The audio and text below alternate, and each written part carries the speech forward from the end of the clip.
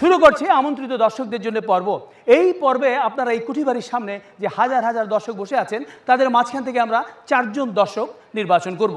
এখানটা রয়েছে রানা আর এখানে রয়েছে মামুন, তারা সঠিক উত্তরদাতাদের বাছাই করবেন। তাহলে আমি শুরু করছি প্রথম প্রশ্ন। প্রথম প্রশ্ন হচ্ছে, বাংলাদেশের অন্যতম প্রধান একটি খনিজ সম্পদ কয়লার উৎস হচ্ছে বড়পুকুরিয়া কয়লার খনি। বলতে হবে এই কয়লা খনিটি কবে আবিষ্কৃত হয়েছিল এবং এটি দিনাজপুর জেলার কোথায় অবস্থিত? অনেকেই হাত তুলেছেন, এখানে একজন। না, হয়নি। দিনাজপুর জেলার ফুলবাড়ি উপজেলার মধ্যপাড়ায়। হয়নি। ওখানে একজন। হ্যাঁ, বলুন আপনি। 1985 সালে দিনাজপুর জেলার পার্বতীপুর উপজেলা অবস্থিত। অনেক ধন্যবাদ, উত্তর সঠিক হয়েছে। আপনার নাম? মোহাম্মদ লিটন সরকার, আমি বিজনেস করি। অনেক ধন্যবাদ, আমরা একজন পেয়ে গেলাম। এবারে আমাদের দ্বিতীয় প্রশ্ন। বাংলাদেশের স্বাধীনতা যুদ্ধ এবং মুক্তিযুদ্ধে অবিস্মরণীয় অবদানের জন্য তৎকালীন বাংলাদেশ রাইফেলস এবং বর্তমান বর্ডার গার্ড বাংলাদেশকে কত সালে স্বাধীনতা পুরস্কারে ভূষিত করা হয়? এখানে একজন, বলুন আপনি। 2008 সালে। 2008 সালে, উত্তর সঠিক হয়েছে। আপনার নাম? মোহাম্মদ শিহাবুর রহমান, সরকারি চাকরি করেন। অনেক ধন্যবাদ, আমরা 2 জন পুরুষ পেয়ে গেলাম। আমাদের এবারে দরকার আর 2 জন নারী। তৃতীয় প্রশ্ন হচ্ছে, বাংলাদেশে মনুষ্য নির্মিত সবচেয়ে বড় দিঘি কোনটি এবং এটি কার শাসন আমলে কত সালে খনন করা হয়েছিল এবং এটি খনন করতে কতজন শ্রমিক কাজ করেছিলেন এবং তাতে কত টাকা ব্যয় হয়েছিল? 1750 সালে রাজা প্রাণনাথ 15 লক্ষ শ্রমিক। হয়নি। এখানে একজন, বলুন আপনি। রামসাগর, এটি মহারাজা রামনাথ 1750 থেকে 1755 সালের মধ্যবর্তী সময়ে তৈরি করেছিলেন। এটি তৈরি করতে প্রায় 15 লক্ষ শ্রমিক এবং 30,000 টাকা লেগেছিল। তৎকালীন 30,000 টাকা। উত্তর সঠিক হয়েছে। আপনার নাম? আমার নাম তপতি বিশ্বাস, আমি সহকারী কমিশনার ও নির্বাহী ম্যাজিস্ট্রেট হিসাবে দিনাজপুরে কর্মরত। অনেক ধন্যবাদ। পরবর্তী প্রশ্ন হচ্ছে, বাদশাহ আলমগীর কুমারে তাহার পরাইত এক মৌলভী দিল্লির ওস্তাদের কদর শিরোনামের এই কবিতাটি যিনি রচনা করেছিলেন তিনি দিনাজপুর জেলা স্কুলের একজন প্রধান শিক্ষক ছিলেন। বলতে হবে তিনি কত সাল থেকে কত সাল পর্যন্ত এই জেলা স্কুলের প্রধান শিক্ষক ছিলেন এবং তার নাম কি? হয়নি।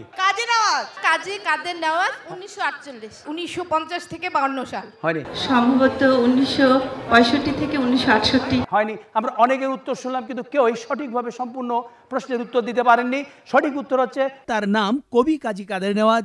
1951 থেকে 1966 অর্থাৎ এই দীর্ঘ 15 বছর প্রধান শিক্ষক হিসেবে কাজ করেছিলেন।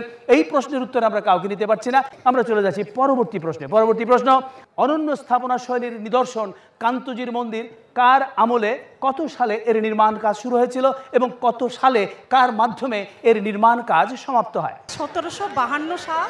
না, হয়নি।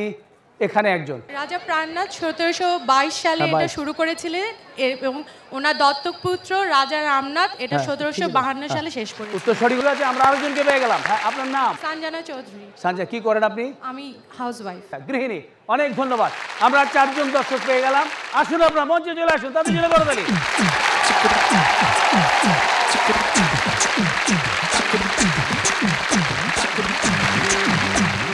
আমরা আমাদের আমন্ত্রিত 4 জন দর্শককে পেয়ে গেলাম। এবার আমরা শুরু করব তাদের নিয়ে আমাদের দ্বিতীয় পর্ব। আপনারা যারা এখানে এসেছেন তাদেরকে এবারে অভিনয় করতে হবে। শুরুতে আগে আপনাদের হাতে স্ক্রিপ্টগুলো আমরা দিয়ে দিচ্ছি। বিশেষ করে দিনাজপুরের গ্রাম অঞ্চলে অনেকেই আঞ্চলিক ভাষায় কথা বলেন। আপনারাও যার যার গ্রামের আঞ্চলিক ভাষায় এই অভিনয় করবেন। এখানে 4টি চরিত্র দেয়া রয়েছে, 2 জন প্রেমিকা এবং 2 জন প্রেমিক। আপনি হচ্ছেন প্রেমিকা সুফিয়া এবং সুফিয়ার প্রেমিক হিসেবে অভিনয় করবেন আপনি। আর আপনি হচ্ছেন ময়না এবং আপনি ময়নার প্রেমিকের ভূমিকায় অভিনয় করবেন। এবং আপনাদেরকে প্রস্তুতির জন্য সময় দেওয়া হলো 5 মিনিট। আপনারা ভালো করে পড়ে নিন।